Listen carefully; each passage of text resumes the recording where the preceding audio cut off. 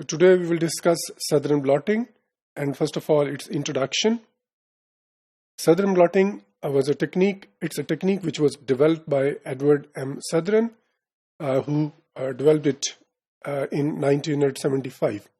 It's a method, it's a technique in which we detect a specific DNA sequence within a complex mixture. Like other techniques which we have discussed in Western blotting or in Northern blotting, in Southern blotting, we detect a particular sequence of DNA in the same way like we detect a particular protein in Western blotting or a particular RNA sequence in Northern blotting. So in the same way, this technique is employed, this technique is used for the detection of particular sequence of DNA from the complex DNA mixture.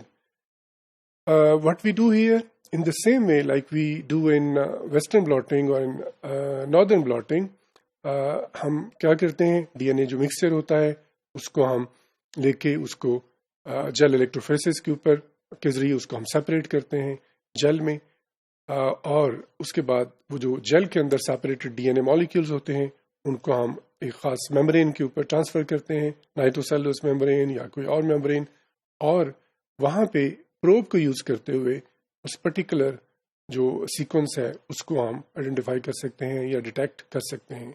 जाहिर है जो probe होगा वो तभी DNA के साथ bind करेगा जब प्रोब का जो DNA सीक्वेंस होगा उस पर्टिकुलर DNA सीक्वेंस के कम्प्लीमेंट्री होगा, अदरवाइज उसके साथ वो बाइंड नहीं करेगा. तो प्रोब का बाइंड करना ये शो करेगा कि हमारा पर्टिकुलर जो सीक्वेंस है DNA का वो उस सैंपल में मौजूद है या नहीं है. Since it is eponymous, Southern is capitalized.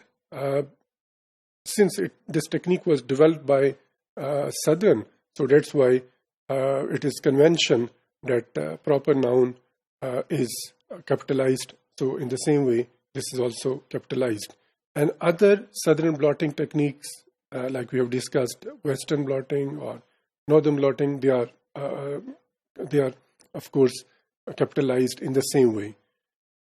Detected sequence of DNA may be a single gene or it may be a part of an entire genome, and amount of DNA which is needed that depends on the size and specific activity of the probe.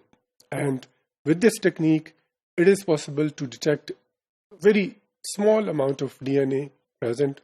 I mean, it's highly sensitive technique, और इसको हम use करते हुए जो picogram के अंदर जो DNA है उसको भी हम डिटेक्ट कर सकते हैं.